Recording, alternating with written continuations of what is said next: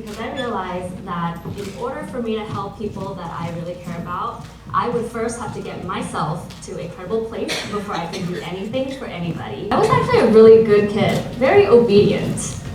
And I would go basically wake up for school and then go right back home to my mom making me a big bowl of noodles, and I got to watch cartoons and take naps after a long, hard day of elementary school.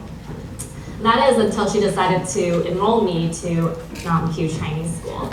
I don't know if you guys been there, but Chinese school is not really fun. And that's where I realized that my Chinese actually sucked because I was the oldest kid in the whole class. So it was just miserable for me. But I did make one friend. Her name was Winnie. And Winnie changed my life. One day I was complaining to her about how much I hated being there. So she asked me something that altered my life. She said, "Want to ditch class?" And I was like, I looked at her crazy and I was like, what's ditch? Because I was a very good kid, right? And then that, ladies and gentlemen, is where I discovered freedom. And lying, but mostly freedom. Let's focus on that. So, like all freedom, it's not free. I paid the price by finding my mom at home waiting for me after school with a feather duster. And my mom's crazy because she'll beat your kids too, right, Hannah? So I didn't regret anything though, because being free and roaming around the city is worth any type of beating. So after a while, she got tired of beating me, and basically that's when I learned that if you really want something, you will be stubborn to get it. And endure any pain, of course. So the next part of my life happened summer after high school. And I was involved in a romantic relationship with a struggling musician. And I thought it would be so romantic to run away with him to LA. But at this point, I was young, and he actually even wrote a song for me. So finally, my best friend, thank goodness, she's also here today. Remember this face. So she came and decided to visit me in LA, only to find me on a twin mattress at a top bunk bed in a dorm room at UCLA frat house with 3 other dudes in the room. That was not exactly what I planned for. So horrified, she took me back to her hotel room, and we had a heart-to-heart going back on all the decisions that I made that got me there. And needless to say, the next day I went back to the Bay with Amy, okay? And then from there I realized I learned freedom can give you the power to go for your dreams. However, if there's no discipline or direction, it's really just ghetto and you're lost and it's not fun. And the next 2 years, I spent job hopping all around the city. I think by the time I was 22, I had about 19 different jobs already. So I tried retail, accounting office, tourist traps, arcade, modeling, selling jewelry, 2, 3, 4, 5, I don't know how many more jobs, but basically a lot. And again, my best friend came through and she got me a job at Shiseido, at Macy's. And this was a big corporation that sent me to training to learn about their products so that I can sell it better. And there, I saw this glamorous lady walk up on stage wearing a really nice suit and all glammed up. So this lady gets to travel around the world, sell product, and all expenses are paid by the company. So of course I'm like, okay, well, whatever she's doing, I want that job, right? So then I asked my manager, and she said, well, you can climb the corporate ladder, and it would be helpful if you obtain an esthetician license. So that's exactly what I did. I went to school and got my license, and by day, I took a job at a day spa as a receptionist.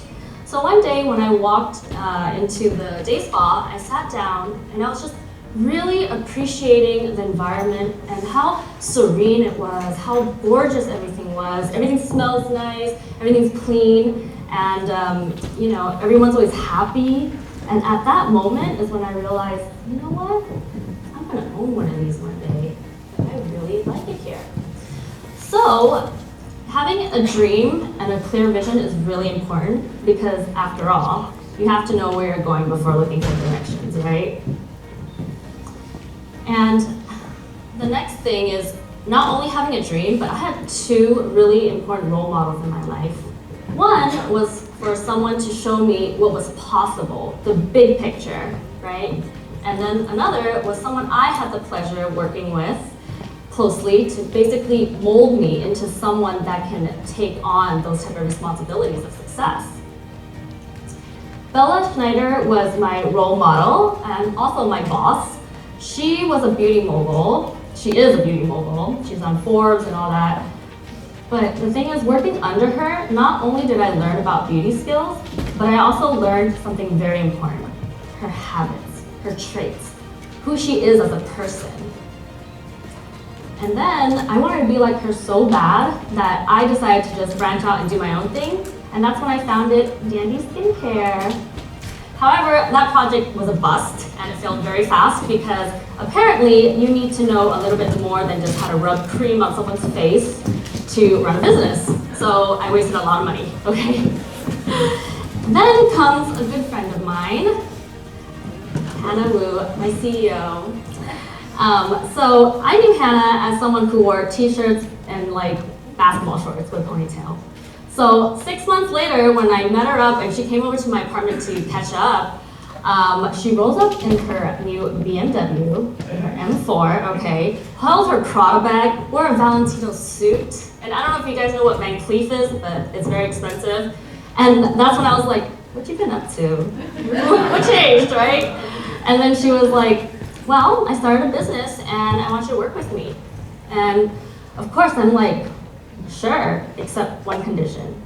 I want to do everything that you did in the past 6 months so I can just be where you are and earn what you earn, right?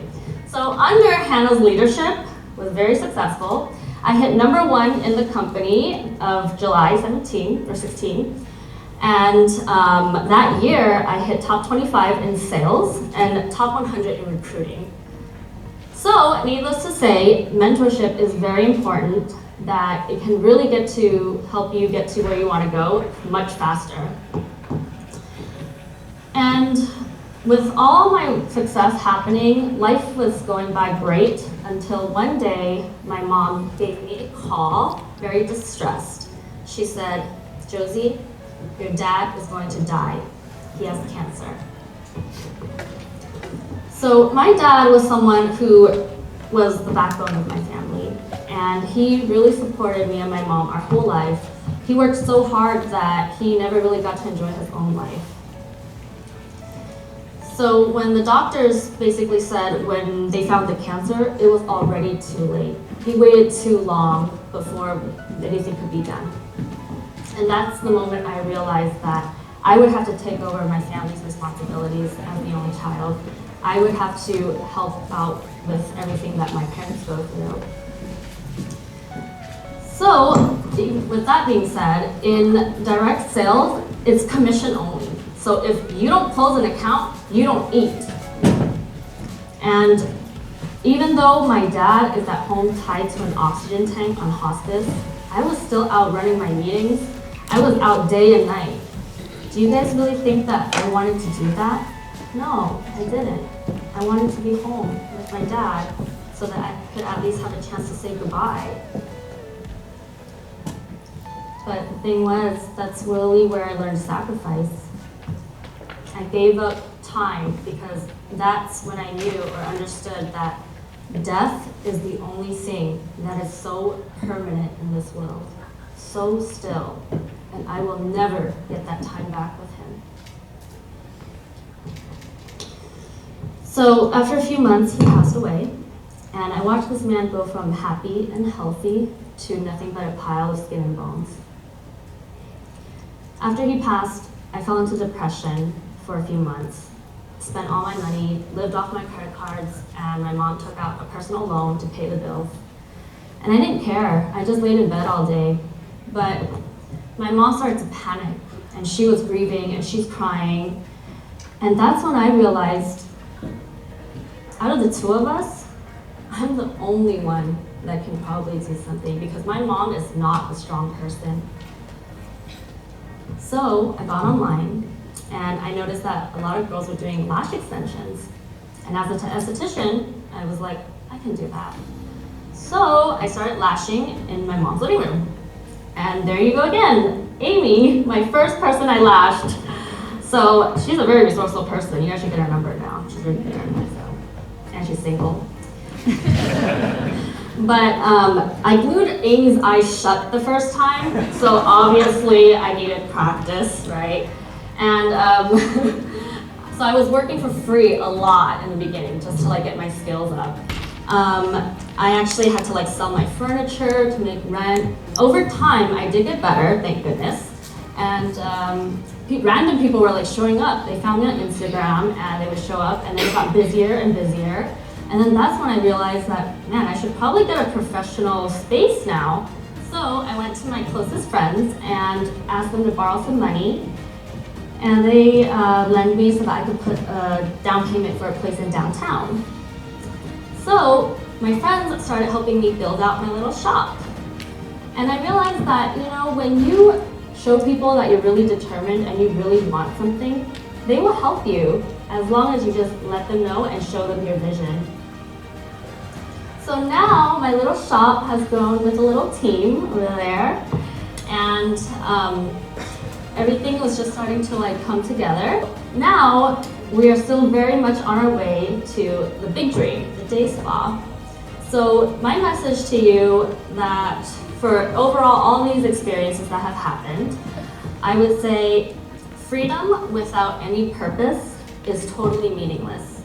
But when you do find your purpose, make sure you find your mentors and someone to help you get there faster. And as long as you have the discipline and the focus, you can get through any obstacle to still achieve your dreams.